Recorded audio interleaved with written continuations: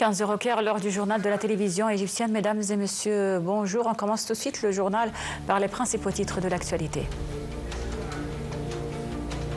Le Premier ministre Moustapha Madbouli participe au nom du président Abdel Fattah el-Sisi au sommet de l'Organisation de coopération de Shanghai.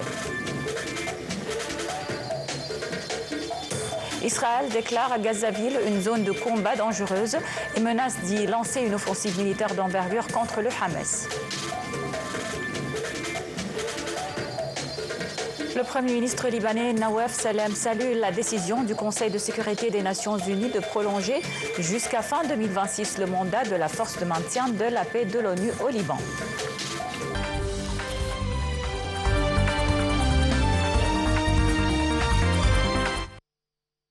À la une de l'actualité, le Premier ministre Dr Moustapha Madbouli a quitté l'aéroport du Caire international du Caire pour se rendre en Chine pour participer au nom du président Abdel Fattah el-Sisi au sommet de l'Organisation de la coopération de Shanghai, l'OCS.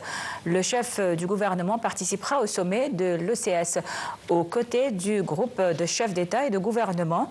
Dr Madbouli doit prononcer le discours de l'Égypte qui se tiendra sous le thème « Mettre en œuvre le multilatéralisme, garantir la sécurité nationale et promouvoir le développement durable ».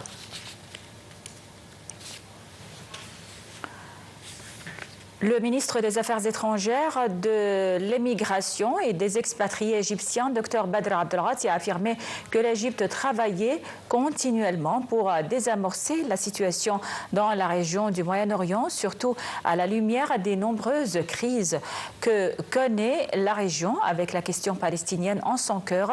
Abdelghati a ajouté dans ses déclarations que l'Égypte s'efforce d'atténuer les souffrances du peuple palestinien dans la bande de Gaza et en Cisjordanie en raison des pratiques inhumaines perpétrées par Israël, notamment les actes de génocide et la famine systématique dans la bande, en plus des incursions quotidiennes dans les villes palestiniennes de Cisjordanie.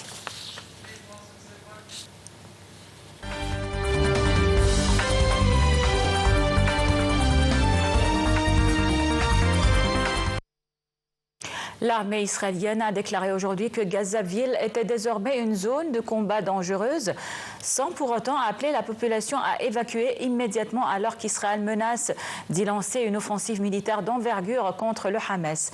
À partir d'aujourd'hui à 10h, soit 7h GMT, la pause tactique locale dans l'activité militaire ne s'appliquera pas à la zone de la ville de Gaza qui constitue une zone de combat dangereuse, indique un communiqué militaire.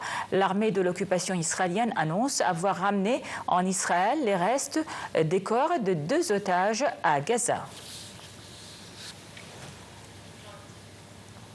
Sur le terrain, 26 Palestiniens ont été tués et des dizaines d'autres blessés aujourd'hui à l'aube lors de raids effectués par l'armée israélienne sur des maisons et des camps de réfugiés des déplacés dans le secteur de Gaza. Parmi les martyrs, 3 Palestiniens ont été ciblés alors qu'ils attendaient la distribution de la nourriture. Selon des sources locales, 5 Palestiniens ont été tués lors d'un bombardement de l'armée de l'occupation des camps de réfugiés dans la région de Mawassi, à l'ouest de Khan Younis. 5 Palestiniens sont tombés en martyrs lors du bombardement d'une maison dans un quartier au sud-ouest de Gaza et dans la région soudanaise au nord-ouest de Gaza. 4 autres civils palestiniens ont été tués lors d'une attaque contre un camp de réfugiés qui a abrité des Palestiniens civils.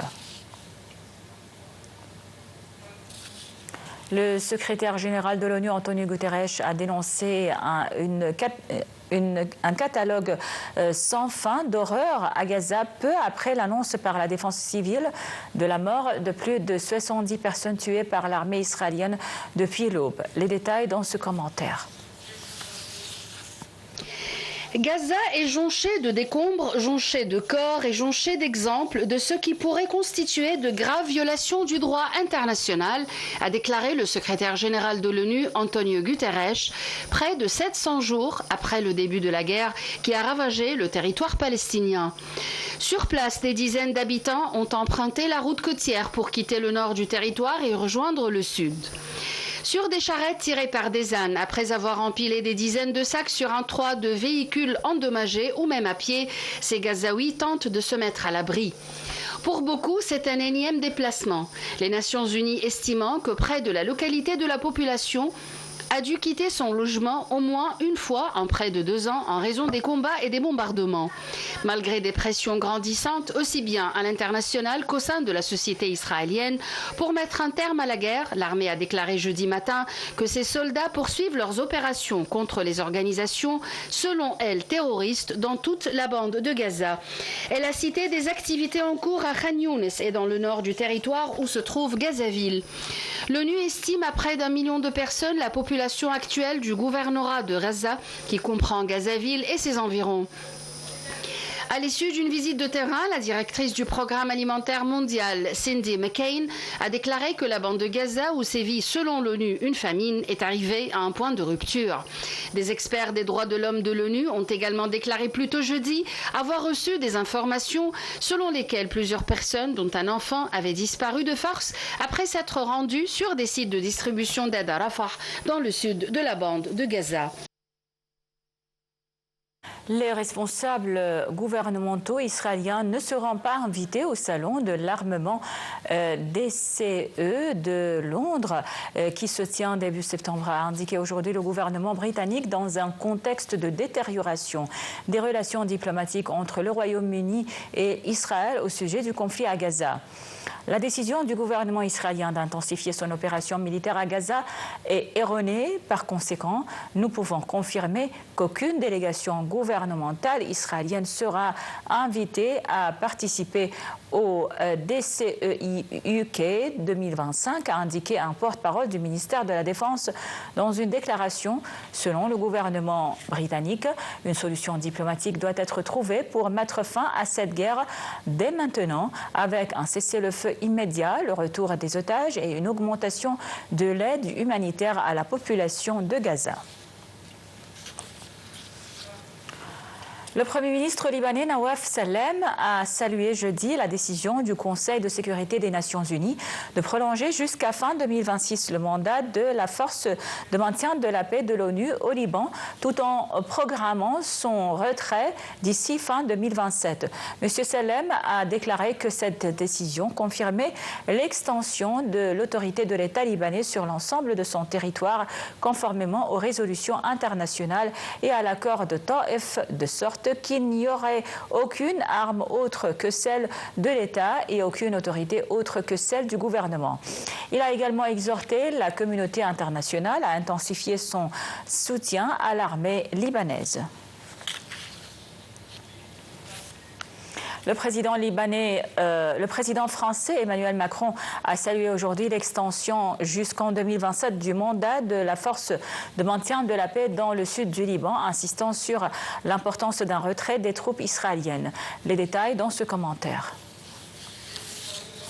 J'ai salué les décisions courageuses de l'exécutif libanais vers le rétablissement du monopole de la force. J'encourage le gouvernement libanais à adopter le plan qui sera présenté au cabinet à cette fin, a indiqué M. Macron, tôt vendredi sur X, après s'être entretenu avec le président du Liban, Joseph Aoun, et son premier ministre, Nawaf Salem.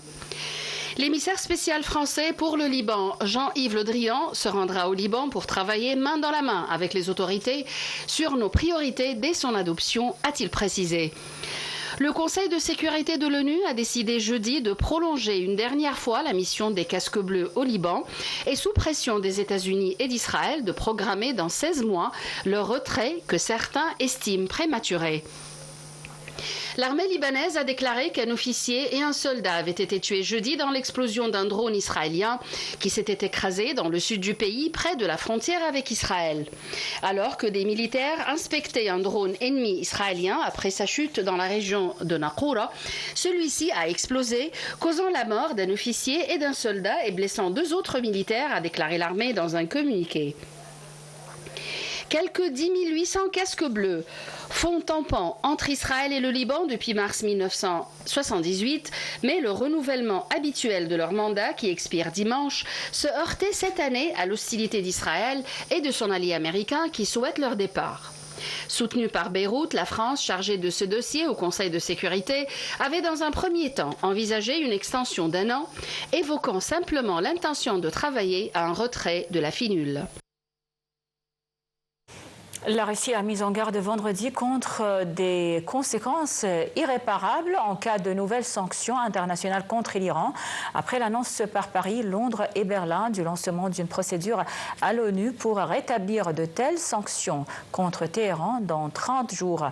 La France, l'Allemagne et le Royaume-Uni, qui forment le 3, ont indiqué jeudi dans une lettre au Conseil de sécurité de l'ONU que sur la base de preuves factuelles, il estime que l'Iran est en position de non-respect important de ses engagements en vertu de l'accord sur le nucléaire de 2015, le JCPOA et invoque ainsi le mécanisme connu sous le nom du snapback qui ouvre un processus de 30 jours permettant de réimposer une série de sanctions suspendues. Il y a 10 ans, le ministère russe des Affaires étrangères a fustigé vendredi cette décision comme un grave facteur de déstabilisation qui sape les efforts faits à différents niveaux pour trouver des solutions à base de négociations. Le Parlement iranien élabore un plan d'urgence pour un retrait complet du traité de la non-prolifération nucléaire en réponse au rétablissement des sanctions internationales contre Téhéran dans 30 jours par les 3 pays européens dont la France, l'Allemagne et le Royaume-Uni. C'est ce qu'ont souligné aujourd'hui des sources au Parlement iranien, ajoutant que ce plan de retrait divisé en 3 parties sera soumis au Parlement pour parachever les procédures légaux en vue de son approbation lors des séances du Parlement la semaine prochaine. Ce plan prévoit le retrait de l'Iran du traité de la non-prolifération et du protocole supplémentaire et la suspension de toute négociation avec les États-Unis et les 3 pays européens concernés. Dans ce contexte, le ministre iranien des Affaires étrangères et négociateur en chef Abbas Araghchi a assuré que Téhéran répondra avec une manière propice sur la décision de la France, le Royaume-Uni et l'Allemagne de rétablir des sanctions internationales contre Téhéran dans 30 jours. Lors d'un appel téléphonique avec la chef de la diplomatie européenne, Kaja Kallas, Araghchi a dénoncé une décision injustifiée et illégale des Européens. Il a ajouté que la réponse de Téhéran sur cette décision européenne a pour but de protéger les droits et les intérêts iraniens. Le haut responsable iranien a ajouté que son pays est disposé à reprendre les négociations diplomatiques à condition que les autres parties concernées montrent une bonne intention envers Téhéran.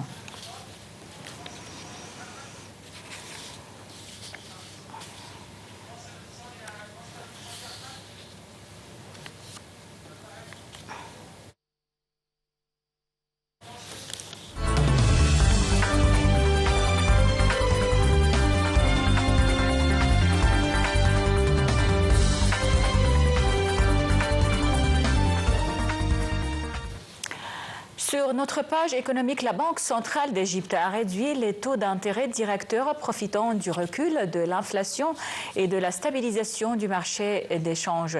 La baisse était attendue par les économistes compte tenu des conditions économiques favorables à cette mesure, notamment le recul de l'inflation et la stabilisation des taux de change. Les taux d'intérêt sur les dépôts et les prêts pour une nuit en Égypte sont passés à 22% et à 23%. Ils avaient été fixés lors de la réunion de juillet dernier à 24% pour les dépôts et à 25% pour les prêts. Il s'agit d'une baisse significative qui est principalement due à la chute des prix des produits alimentaires. Il est cependant prévu que les prochains mois connaissent des pressions inflationnistes en raison des hausses annoncées dans les prix de l'électricité et des carburants. Depuis mars 2024, l'Égypte a adopté une politique monétaire stricte afin de contenir une inflation qui avait atteint 38% en septembre 2023. Voilà donc, c'était tout pour le journal. Merci pour votre attention et passez d'excellents moments sur la télévision égyptienne.